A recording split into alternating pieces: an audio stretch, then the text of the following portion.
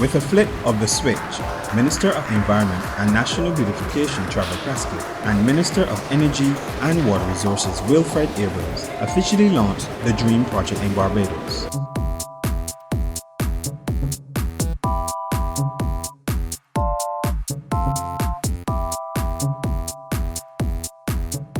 DREAM stands for Disaster Risk and Energy Access Management.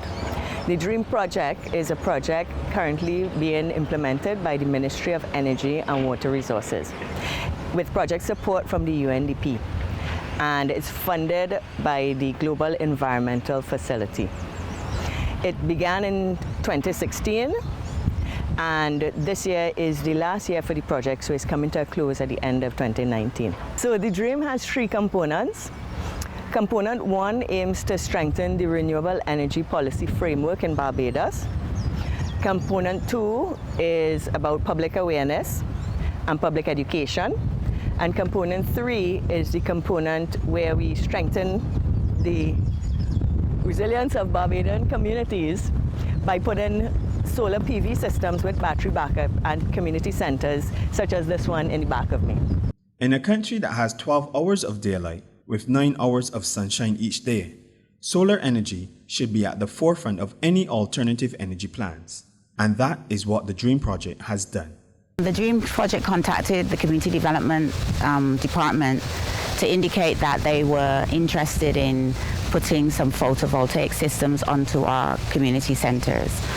So what they did was they went around and did some inspections, looked at the roofs to make sure that the roofs were safe and sturdy enough to take the systems. And then they were able to assess how many centers they could outfit for us. To date, 16 community centers and 6 community pavilions have been outfitted with PV systems funded under the DREAM project. These include centers at Draxall, St. Mark's, Emerton, Greens, Crab Hill, James Bryan Pavilion, and Colleton Community Center. The DREAM has 3 essential components. Under Component 1, we'll be strengthening the renewable energy licensing framework to increase the utility scale uptake of renewable energy in Barbados. This will allow investment into Barbados and expansion and development of the energy sector. My role specifically was for the execution of the 22 solar PV battery-based interactive systems at the community centers and the sports centers.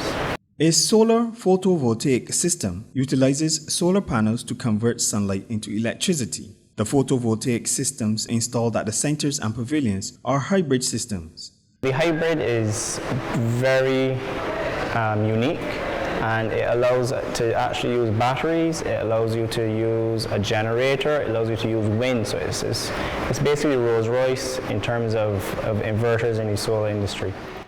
Carlos took us to get a closer look at the solar panels and explained how they worked.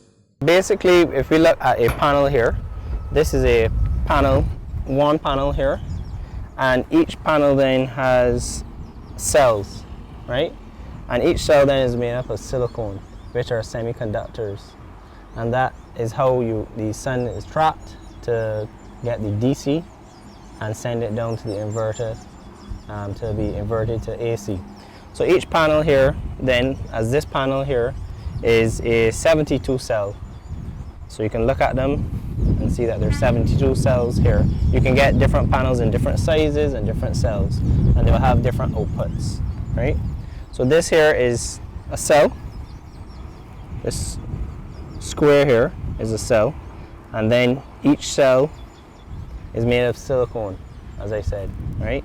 And the semiconductors, silicon is a semiconductor. So this panel then, this particular panel is made up of 72 cells, and then each panel is then, this is now what is called an array, right? So then we have 1, 2, 3, 4, 5, 6, 7, 8. And 8 panels. These 8 panels produce how much? So this particular panel is 320 watts. So you can get small panels that start from 60 watts and go all the way up. You can go up in 360s and higher, and they're a little more efficient. and so you probably use less panels per square foot in the long run for the system if you went with a higher output, and if you went with the lower output, you have numerous panels on a roof. Stuart Bannister explains the equipment down below. So we have the inverter, the charge controller, and the data logger. So the inverter is a device that converts the direct current that's produced from the PV modules on the outside or on the roof to alternating current, which can be used within the center or in your home or in your offices. The charge controller is the brains of the battery bank, and that basically controls the level of charge that goes into the batteries and ensures that they are not depleted. The data logger is a device for monitoring purposes and data collection. So from our offices, we can remotely monitor the system, as well as on a daily and monthly and yearly basis, data on the production of the system is sent to an online portal for our records and our review. The charge controller is a device that controls the level of charge that goes into the batteries so that the batteries can work efficiently and effectively. The industrial grade system has a lifespan of 20 years, but what about the individual components? The photovoltaic systems at the community centers, the equipment has various lifespans. The PV modules have a lifespan of 20 plus years. The inverter has a lifespan of 10 or more years. The charge controller will have a similar lifespan of 10 or more years. And the batteries have a lifespan between 7 to 10 years. Display here shows the level of charge in the battery bank as well as the energy being produced from the photovoltaic modules. It fluctuates as the clouds pass over the system. The output of the system varies over time. We have 36 centres across the island, and clearly maintaining the electric supply to those is quite expensive, and this project also will then help to reduce the actual cost of the electricity bills. Additionally, we may end up in a situation where the community centres are used as places where people can come in, say, if there is an outage across the island that they can't fix. So it may not be a natural disaster or something like that, but something may happen, and the community centre really is the hub of the community where people can get to easily. So it's good that we will have resilience in terms of our ability to offer services to people.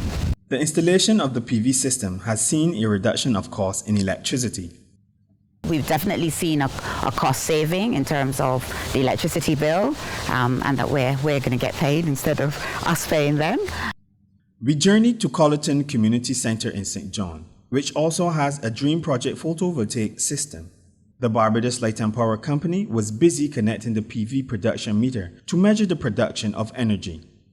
The meter at the front of the building is the conventional utility meter recording the electricity consumption of the community center, and the new meter is designed specifically to record the PV production the energy production of the PV system that is installed at this center.